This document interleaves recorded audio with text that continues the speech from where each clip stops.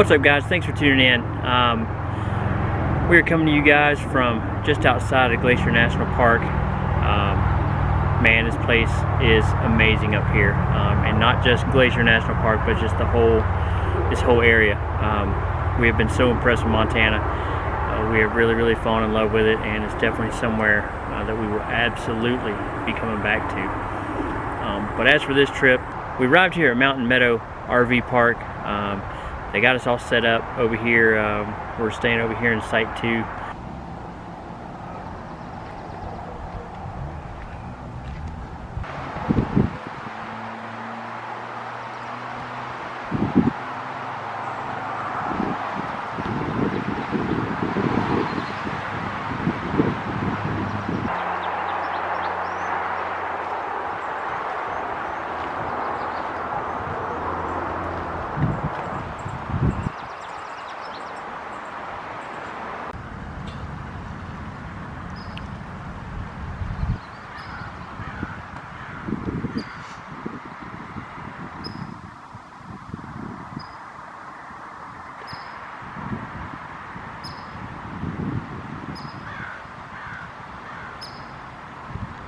The place is pretty awesome. They had a great deal going on. If you book 6 nights, they would give you the 7th night for free. So that actually worked out being cheaper than using the Good Sam discount, so that's what we did. It is kind of close to the road. You do get some road noise here. You may hear that in the background right here as we're filming. I mean, overall, it's a really nice park though. The sites are pretty large. Most of them have a good bit of privacy in between them, so it's been a great place to kind of use as a base camp to explore Glacier. When we got here on the first day, we got here a little later in the afternoon. We were all gung-ho to shoot over to Glacier and check it out, but we thought maybe wait until the next morning might be a better move. So we took a drive over to the Hungry Horse Reservoir Dam.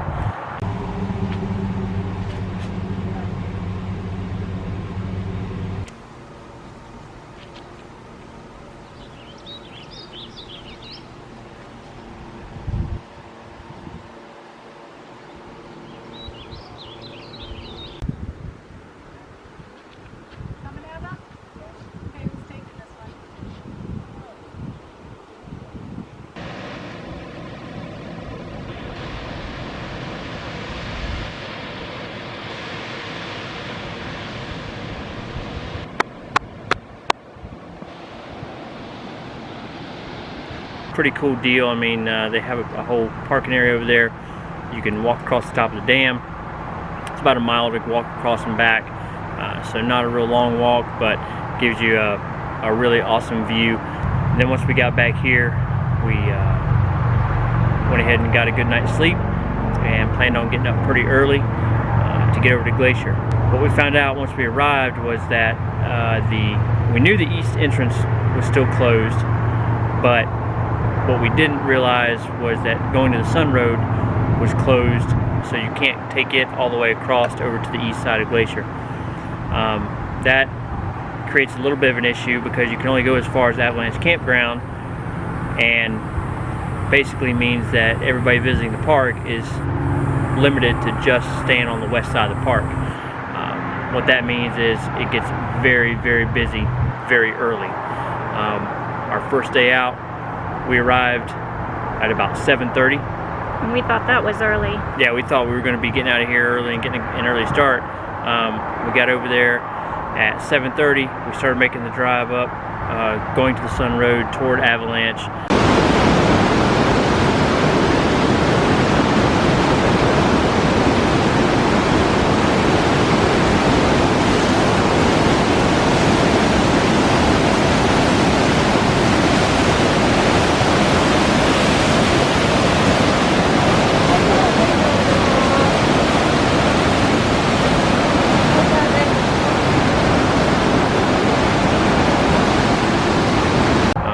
Really amazing, and just beautiful views there early in the morning. But what we noticed was more and more traffic kind of going past us as we would pull off and check out the view. More and more traffic would go by, and everybody was headed to that one spot, which was up to Avalanche Campground, which was basically the end of the road. Once we arrived up there, we got there, like I said, at shortly after 7:30, and that campground that they're using now as a parking area was packed. I mean, it was slap full. Hikers, bikers. You can still hike and bike past Avalanche Campground, going to the Sun Road, but no vehicle access at all. So a lot of people were parking there, hiking or biking into there, but then there was a lot of people that were parking in that area to go on the trails that were right there. Our plan was just to do the Trail of the Cedars. It's basically a loop, just over a 1.5 mile loop.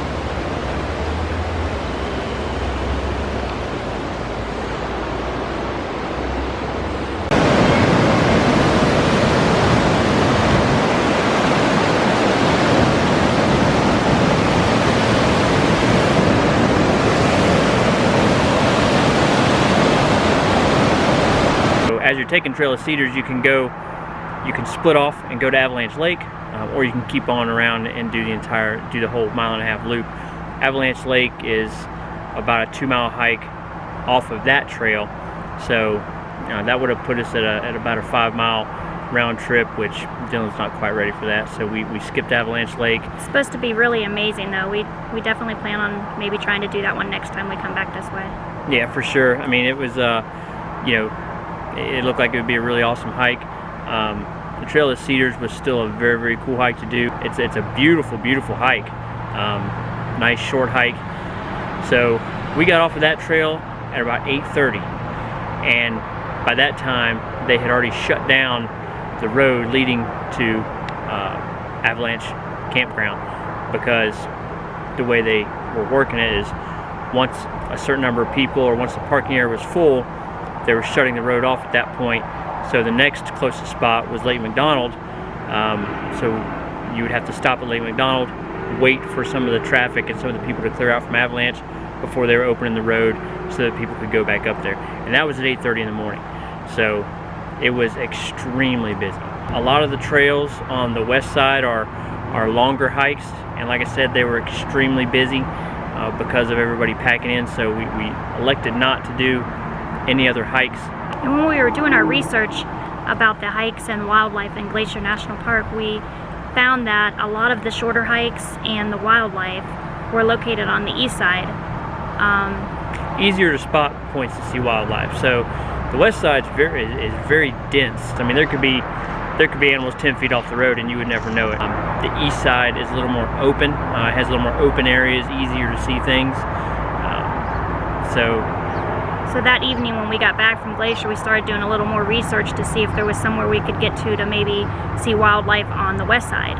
And what we found was that one of the kind of the cool places that doesn't seem to be super popular, but it is definitely a very neat spot, is they call it Goat Lick Overlook.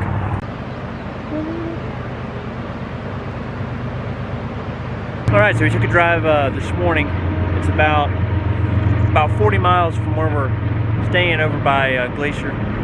We took a ride to the south side of the park. You basically go straight down US 2, through West Glacier. You just continue on all the way around until you get around on the south side of the park near Essex, Montana. And we come down to Goat Lick Overlook. Didn't see a lot of wildlife yesterday. Actually didn't see any wildlife yesterday in Glacier. Very, very busy with a lot of people on the trails and things, which is to be expected, I guess. But we decided to come over here. We got an early start. We left about 6:30, got here shortly after 7. Nobody here. I mean, the view is outstanding, and as soon as we come up to the little, to the overlook, to the edge here, we can immediately see the mountain goats down there.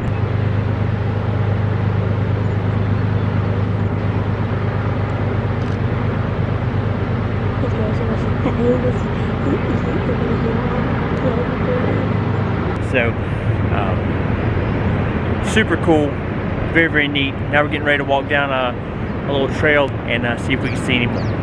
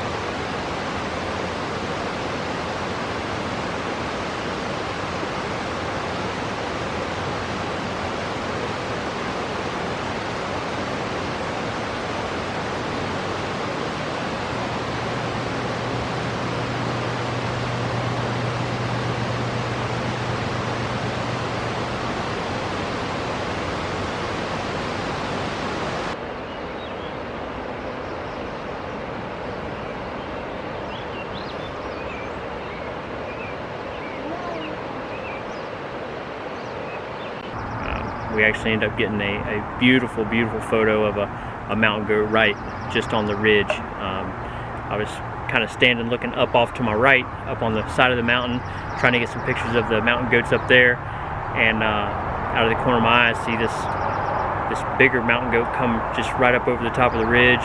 He was maybe 30-40 yards away from me, just kind of snuck up on me, and we locked eyes. He was looking at me and I was looking at him, and so, well, we're going to get a picture of this guy while we're here. So we got a beautiful picture of him.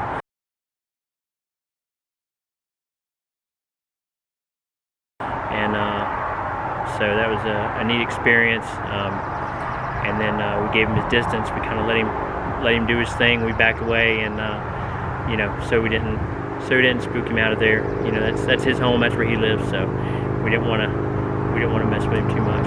The east side was possibly going to open up after June 30th, but then the news came out that they have decided they're going to stay closed the entire rest of the season.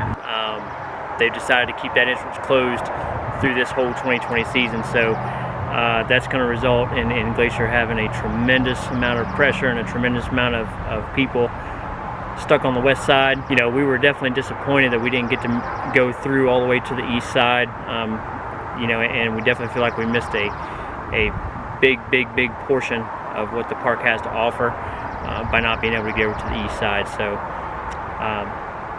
we already knew we were coming back. There was no question we were going to come back to Montana, and that just solidified it that you know, we definitely want to see the east side of this park.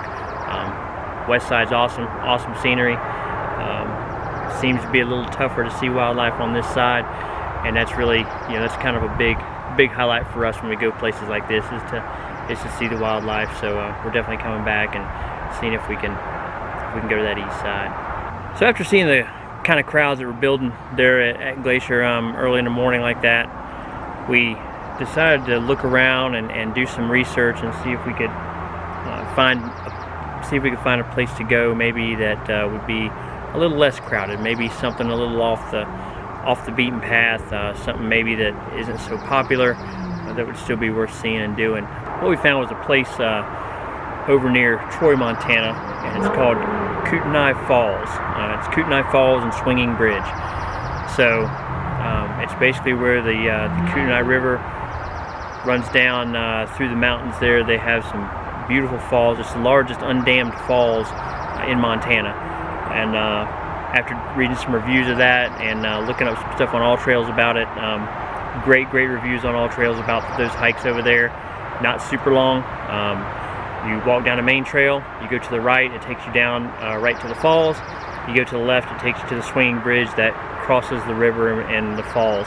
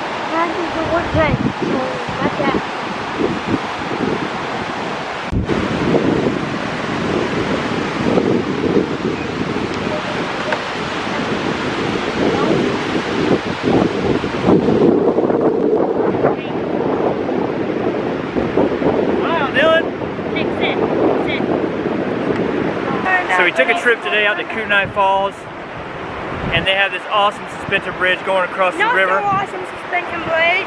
Dylan's not a fan, but it's awesome.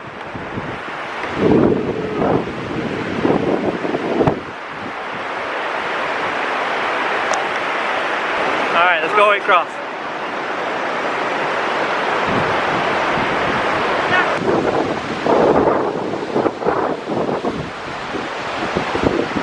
Doing good, man. What? You're doing good. Hey, I'm fine. Killing it. But something is creepy. See? It's not that bad, right? Yeah, it's exactly that I want to go.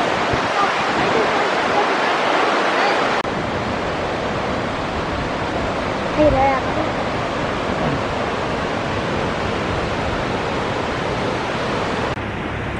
I'm not sure if you can hear me going across the bridge, but we took a drive over to Kutenai Falls. I think that's how you pronounce it, Kootenai. It's on the western side of Montana. Glacier was packed, a lot of people. Being that the east side's closed, you can't really get all the way across. Everybody's kind of piling in on that west side. So we looked up some things to do around Montana, and we found this spot, and I am very glad that we came and took the drive over it. It's about 2.5 hours from where we're staying over in Hungry Horse, but you come over, you get a phenomenal view of these falls. They have a really awesome suspension bridge that is really cool. So we're going to walk down here a little further down this path and see what's down here toward the end. That was definitely worth the walk down to the end of the short little trail. It's only about 100 yards after you come off the bridge, and you get views like this. I mean, come on, man. We have been so impressed with Montana. Absolutely love it up here. It is amazing.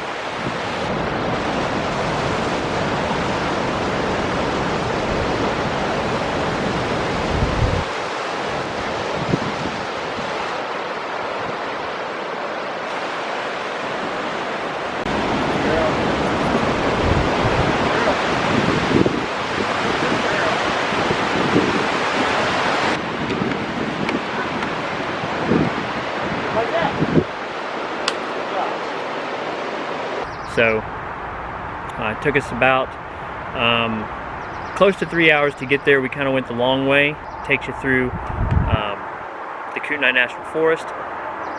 Beautiful drive. We saw mule deer. We saw white-tailed deer. There wasn't hardly any traffic. No traffic whatsoever. So it was a very nice drive.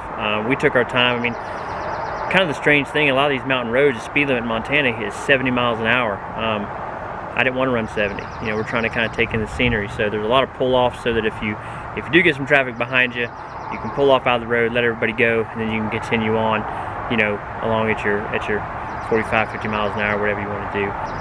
And we are very, very happy that we took that drive. An excellent choice to kind of beat some of the crowds that we would have been facing at Glacier, you know, being frustrated with all the people. And another benefit was that Glacier National Park doesn't allow you to take your dogs on hikes, which most national parks don't. So another benefit was we were able to take our dog Nix with us over there on this one, which she really enjoyed. Yep, which was really cool because, you know, we knew that, I mean, 2.5, 3 hours there, by the time we, you know, do the hike and see the falls and get back, I mean, that's going to be a full day for us, kind of a day trip, and it was really nice to be able to take her along with us. That way we weren't rushed, we weren't worried about her back here at the RV by herself all day long. She was wore out, which was good. She came home and slept the rest of the night.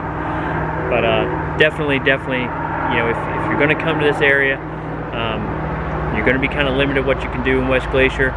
So if you have the time, highly recommend taking a ride over there to Kutenai Falls and Swinging Bridge, because you won't regret it. It was awesome. It was really, really awesome. Yeah, just pack a lunch and make a day of it. Yep. All right, so that's about it. I mean, we've definitely enjoyed it. And that being said, we are very much looking forward to heading south and getting to our next spot, which is going to be Buffalo Bill State Park. And that's what we're going to use for our base camp to explore Yellowstone. So very, very excited to get to Yellowstone. It seems like that place is in full swing. Lots of wildlife out.